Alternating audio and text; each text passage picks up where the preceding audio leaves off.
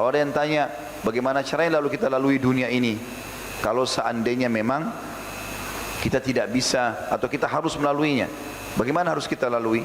Maka hadis qudsi ini menjawab.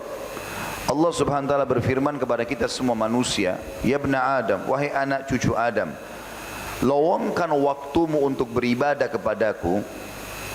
Yakin Allah Tuhan dan tidak ada Tuhan selain Allah, lalu jalankan perintah-perintah yang telah Dia perintahkan.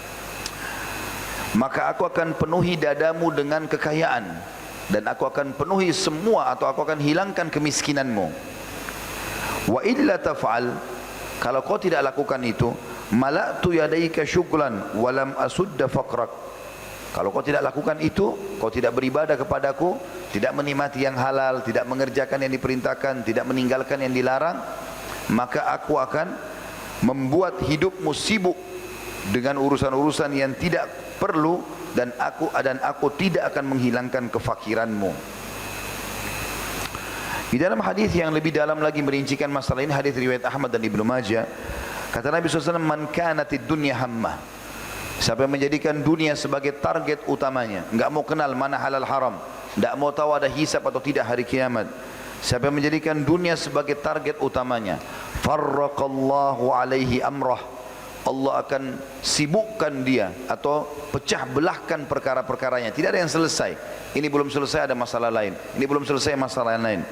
Wa ja'ala faqrahu baina ainai, dan Allah jadikan kemiskinan di antara atau di depan matanya.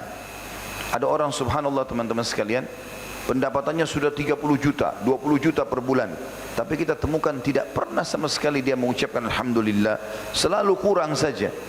Karena dia menjadikan dunia sebagai targetnya, sehingga dari kekayaan ini kepada kekayaan yang lain, dari perempuan ini ke perempuan yang lain, dari mobil ini ke mobil yang lain, tidak ada sedikit pun yang dia merasakan sebuah nikmat itu, semuanya kurang. Walam ya'tihi minad dunya illa ma kutibalah, dan tidak akan, walaupun dia berusaha membanting tulang, bekerja keras, dia juga tidak sadar ternyata yang datang pada dia adalah sesuatu yang sudah dicatatkan bagi dia saja. Tidak akan lebih daripada itu. Di Lauhul Mahfuz sudah tentukan takdir rezekinya. Dan dikatakan wa man kanatil akhirah, sebaliknya, wa man kanatil akhirah niyatuhu, wa man kanatil akhiratu niyatuhu, jama'allahu lahu amrah. Siapa yang menjadikan dunia, siapa yang menjadikan akhirat sebagai targetnya, sehingga dunia dia lalui, tujuannya semua adalah akhirat, maka Allah akan menyatukan seluruh perkaranya. Maksudnya urusannya selesai semua. Ini selesai, itu selesai, ini selesai, semuanya selesai.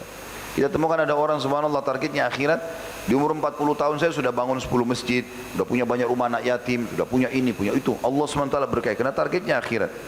Wa ja'ala ginahu fil qalbih, dan Allah jadikan rasa kaya itu sifat kaya dalam hatinya. Orang kalau dalam hatinya sifat kaya bukan di depan matanya, maka selalu saja dia tahu menilai nikmat itu. Minum saja enak, alhamdulillah. Makan sedikit, alhamdulillah. Sedikit saja dia selamat dari mau tabrakan gak jadi, alhamdulillah. Ambil pelajaran semua dari situ. Selalu bersyukur. Kemudian dikatakan wa atathu dunya wa hiya ragimah, dan orang yang seperti ini pasti dunia akan datang kepadanya dalam kondisi terhina. Pepatah bahasa Arab mengatakan, artinya yang kurang lebih artinya, siapa yang mengejar dunia, akhiratnya akan luput. Siapa yang mengejar akhirat, akhiratnya akan ikut. Siapa yang mengejar akhirat, dunianya akan ikut. Jadi kalau orang targetnya akhirat, dunia ini akan jadi ikut sama dia. Akan mudah semua, pernikahannya mudah, pekerjaannya mudah, rezekinya mudah semuanya, karena targetnya akhirat. Tapi siapa yang menjadikan dunia targetnya, lupa dengan akhirat, maka Allah akan persulit kehidupannya di dunia itu. Tidak pernah selesai urusannya.